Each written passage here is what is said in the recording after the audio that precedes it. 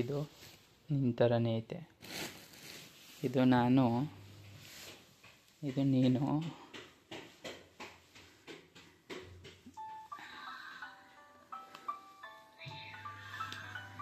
ಇದೊಂದು ಆಫ್ ಮಾಡು. ಅದು ಹೊಟ್ಟೆ ಹೆಂಗೆ ಹೊಡ್ಕೊಳತ್ತೆ ನೋಡೋದು. ಹಾಂ, ಅಷ್ಟೇ, ಆನಲ್ಲೇ ಇರಬೇಕು. ಆಫ್ ಮಾಡು.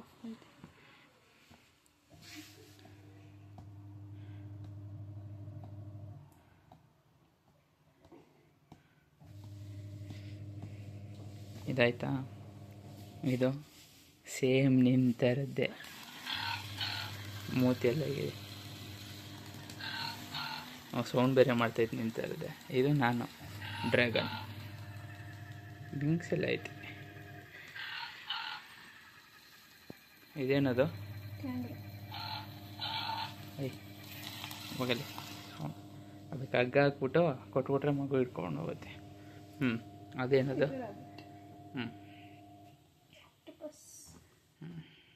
ಮನ್ಕೊಳ್ಬೇಕಾರೆ ತಲೆ ದಿಮ್ ಥರ ಐತೆ. ರ್ಯಾಬಿಟ್, ಟೆಡಿ ಅಂತ.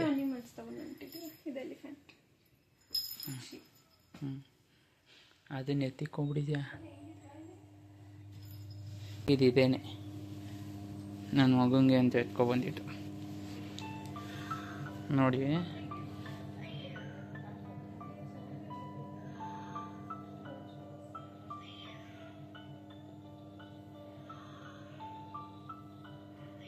ಟಿವಿಯಲ್ಲೆಲ್ಲ ತೋರಿಸ್ತಾ ಇರ್ತಾರೆ.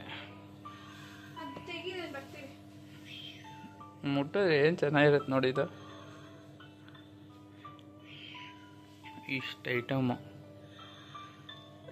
1 2 3 4 5 6 7 8 9 10 11 12 13 14.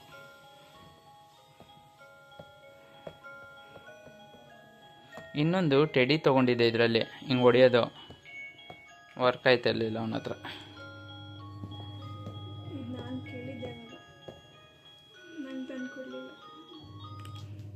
ನಿನಗೆ ಕೇಳಿದ್ನ? ನಿನಗೆಂತೀನಿ, ನೀನೇನು ಮಗುನ? ಕತ್ತೆಗಾಗ ಅಷ್ಟು ವಯಸ್ಸಾಗೈತೆ.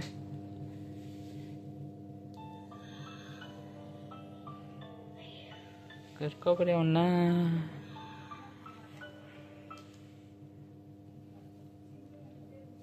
ಇದೆಲ್ಲ ಬೇಕು ಅಂದರೆ ಕಮೆಂಟ್ ಮಾಡಿ, ಯಾವ್ದು ಬೇಕು ಅಂತ ತರಿಸ್ಕೊಡ್ತೀನಿ. ನನ್ನ ಫ್ರೆಂಡ್ ಅಂಗಡಿಲಿ ತೊಗೊಂಡಿದ್ದೆಲ್ಲ. ಇನ್ನೊಂದು ಆನೆ ತರಿಸಿದ್ದೀನಿ, ಲಾಸ್ಟಲ್ಲಿ ಮನೆಗೆ ಹೋಗಿ ವೀಡಿಯೋ ಮಾಡಾಕ್ತೀನಿ. ಅದು ಆನೆ ಬೇರೆ ಕಡೆಯಿಂದ ತರಿಸಿದ್ದು, ಅದಕ್ಕೆ ವಿಲ್ ಕಣ್ಣು ಮುಚ್ಕೊಳ್ಳುತ್ತೆ,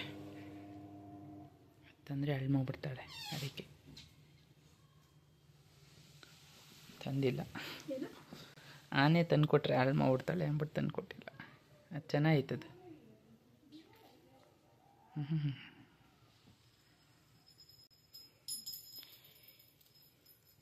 ಆನೇನು ಮನೆಗೆ ಹೋಗಿ ತೋರಿಸ್ತೀನಿ. ಇದರಲ್ಲಿ ಒಂದೇ ಒಂದು ಡ್ಯಾಮೇಜ್ ಇದೆ, ರಿಟರ್ನ್ ಕಳಿಸ್ಬೇಕು. ನೋಡೋಣ, ಟೈಮ್ ಇದ್ದರೆ ತೊಗೊಂಡು ಬರ್ತೀನಿ. 3 ಮೀಸೆ ಇದೆ, ಈ ಕಡೆ 3 ಮೀಸೆ ಎಗರೋಗ್ಬಿಟ್ಟಿದೆ. ಇಲ್ಲಾಂದರೆ ಮೀಸೆ ಕಿತ್ತಾಕ್ಬಿಡೋಕ್ಕಿರೋದು.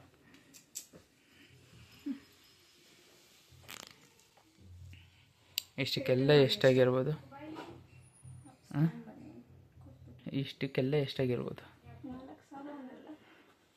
ಇದು ಒಂದಕ್ಕೆ 1000 ರೂಪಾಯಿ ಕಣೆ. ಈ ಶಿಪ್ಪು ಚೆನ್ನಾಗಿತ್ತಲ್ಲ. ಇದು ದೊಡ್ಡದೊಂದಿತ್ತು, ಇಷ್ಟುದ್ದ. ಏನಂತಕ್ಕೆ ಇಕ್ಕೊಳ್ಳೋಕೆ ಜಾಗ ಇಲ್ಲ ಅಂದ್ಬಿಟ್ಟು ಇದನ್ನೇ ಇವಾಗ 1 ಅಂತ ಬರೆಯೋಷ್ಟು ಸುಸ್ತಾಗಿ ಹೋಗುತ್ತೆ. 1 ತಿಂಗಳು ಬರ್ಡೆ. ಏನಪ್ಪ ಹೊಸ ಬಿಸ್ನೆಸ್ ಸ್ಟಾರ್ಟ್ ಮಾಡಿಬಿಟ್ಟಿದ್ಯಾ?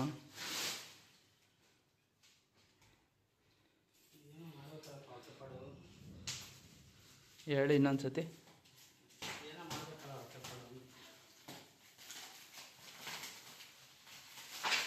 ಹೆಂಗೈತೆ ಓಲಿ?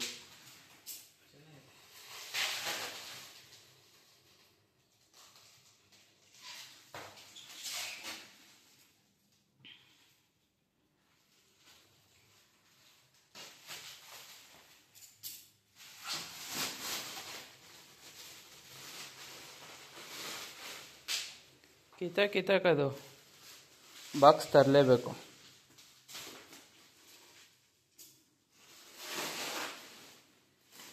ಎಲ್ಲಿಂದ ತೆಗಿ? ಕಟರ್ ಕೊಡ್ಲಾ? ಫುಡ್ ರ್ಯಾಪಿಂಗ್ ಹಾಕಿರೋದು, ಅದು ಹಿಂದೆ ಬಬಲ್ ರ್ಯಾಪಿಂಗ್.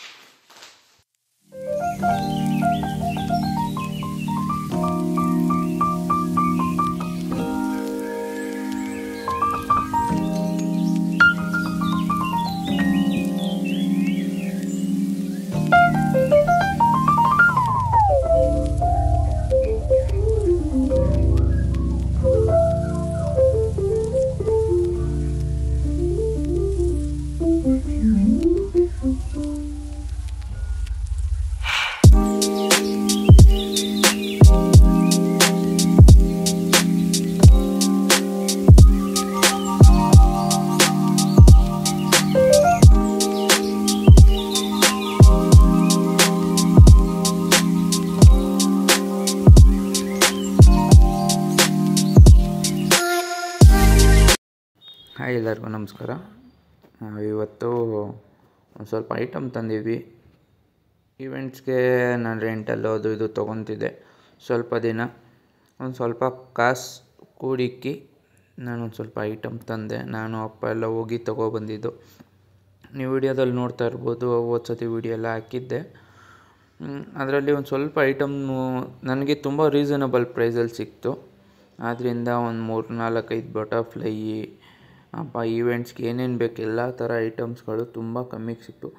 ಇದು ಮದುವೆ ಮನೆಗೆ ಹಾಕೋದು ಜಾಲಿ ಟೈಪು, ತುಂಬ ಯೂನಿಕ್ ಡಿಸೈನ್ಸ್ ಎಲ್ಲ ತಂದಿದ್ದೀನಿ.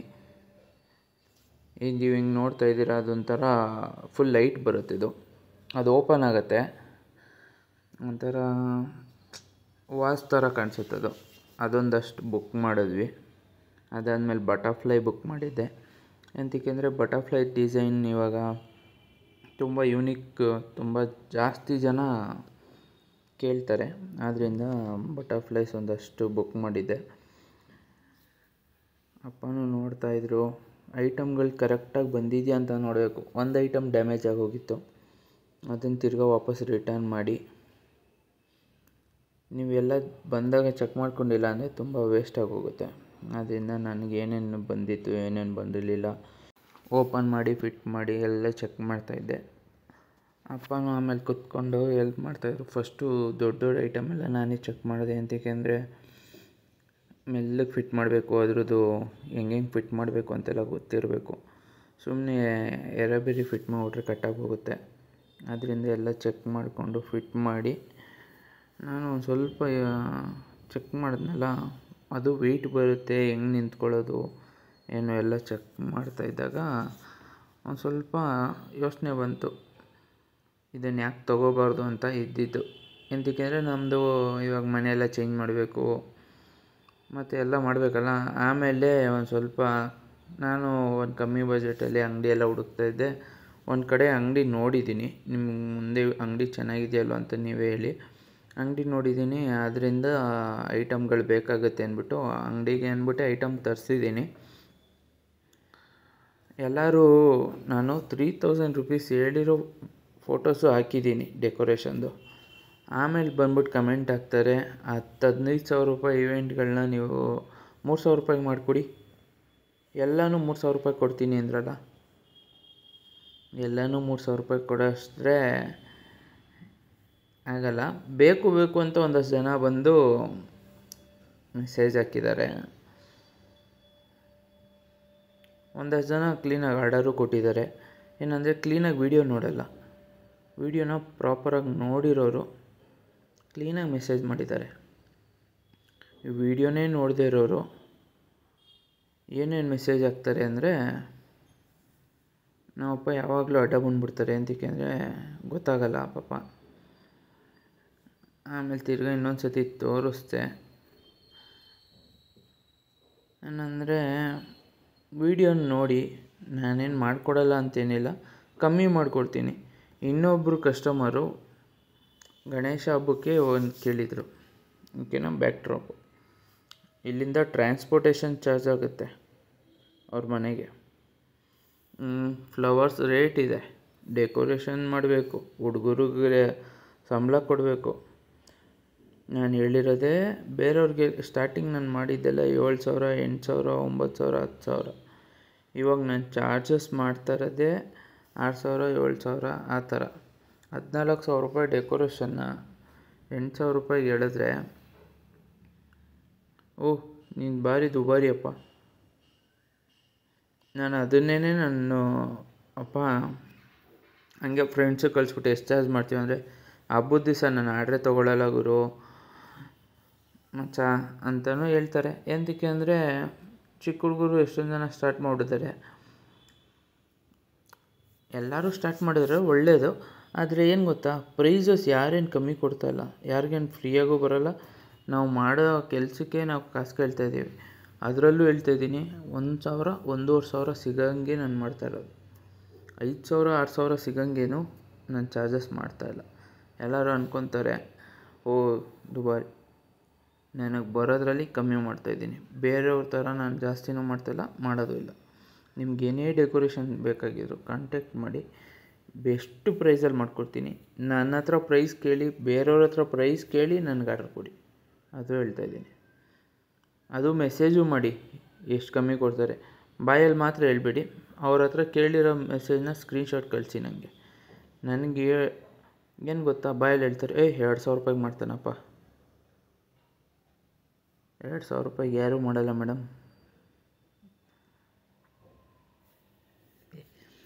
ಎಲ್ಲರಿಗೂ ಹೇಳ್ದಂಗೆ ಆಯ್ತು, ಯಾವಾಗಲೂ ಬರೀ ಕಂಪ್ಲೇಂಟ್ ಹೇಳ್ತಾನೆ ಅಂತ. ಆದರೆ ಎಷ್ಟೊಂದು ಜನ ಆರ್ಡ್ರ್ ಕೊಟ್ಟರು, ತುಂಬ ಖುಷಿ ಆಯಿತು. ಎಷ್ಟು ಜನ ನಂಗೆ ಮೆಸೇಜ್ ಮಾಡಿ ಒಳ್ಳೆ ಕೆಲಸ ಮಾಡ್ತಾಯಿದ್ದಪ್ಪ ಅದು ಇದು ಅಂತೆಲ್ಲ ಮೆಸೇಜ್ ಮಾಡಿ ನಂಗೆ ತುಂಬ ಖುಷಿ ಆಯಿತು. ಏನಂದರೆ ಹೌದಪ್ಪ, ಏನಾದ್ರು ಬಿಸ್ನೆಸ್ ಸ್ಟಾರ್ಟ್ ಮಾಡ್ಬೇಕಾದ್ರೆ ತುಂಬ ಹೆಲ್ಪ್ ಮಾಡಿದ್ರು, ಆರ್ಡರ್ ಕೊಟ್ಟು ಹೆಲ್ಪ್ ಮಾಡಿದ್ರು ಅಂತ ಆಸೆ ಆಯಿತು. ಒಟ್ನಲ್ಲಿ ನನಗಂತೂ ಕಾಸು ಕೇಳೋ ಅಷ್ಟೆಲ್ಲ ಇದಿಲ್ಲ. ನಾನು ಅಂಗಡಿ ಮಾಡಬೇಕು ಅಂದರೂ ಲೋನ್ ಮಾಡಿಸ್ಕೊತಾ ಇದ್ದೀನಿ. ಎಲ್ಲನೂ ಅಷ್ಟೇ, ಆರ್ಡರ್ ಕೊಟ್ಟರೆ ಸಾಕು, ನಮಗೂ ಹೆಲ್ಪ್ ಆಗುತ್ತೆ ಅನ್ನೋದೊಂದೇ ಖುಷಿ ನಮಗೆ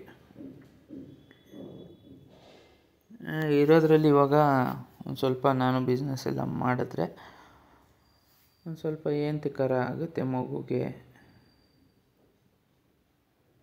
ಅಂತ ಅಷ್ಟೆ. ನೋಡಿ, ಮಗುದೆಲ್ಲ ಡೆಕೋರೇಷನ್ ಮಾಡಿ 1 ನಂಬರ್ ಅಂತ ಮಾಡಿದ್ದೆ. ಅವನದು ಫೇಸ್ ರಿವೀಲ್ ಎಲ್ಲ ಮಾಡಬೇಕು ಅಂದ್ಕೊಂಡೆ.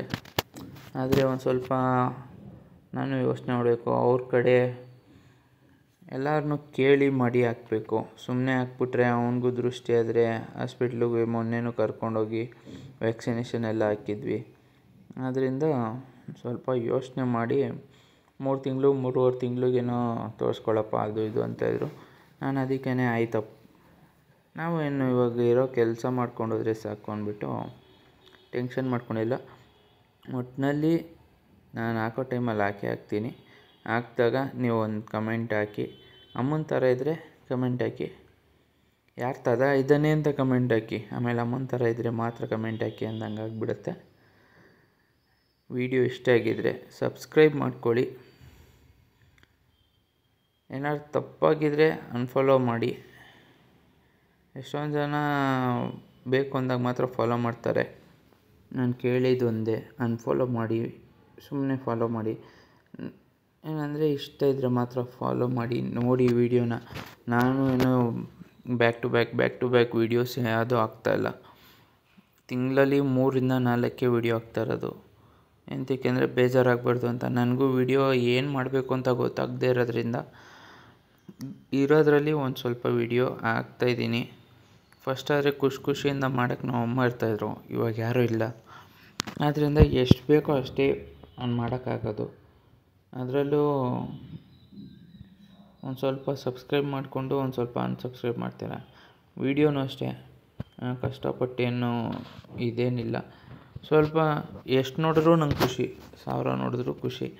ಆದರೆ ಇವಾಗ ಸುಮ್ಮನೆ ಬೇಕು ಅಂತ ಫಾಲೋ ಮಾಡೋದು, ಆಮೇಲೆ ಅನ್ಫಾಲೋ ಮಾಡೋದು. ಏನಂದರೆ ಬರೀ ಸುಮ್ಮನೆ ಮಾಡ್ತಾರೆ ಅನ್ಫಾಲೋ. ಏನಂದರೆ ನಮಗೂ ಒಂದು ಸ್ವಲ್ಪ ಅಮ್ಮದು ಚಾನಲ್ ಇಂಪ್ರೂವ್ಮೆಂಟ್ ಆಗಲಿ ಅಂತ ಒಂದೇ ಕೇಳೋದು.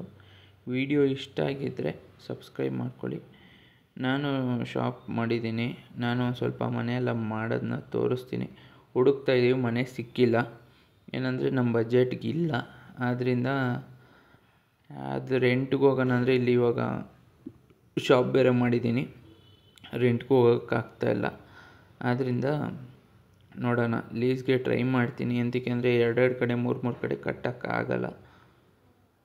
Thank you so much.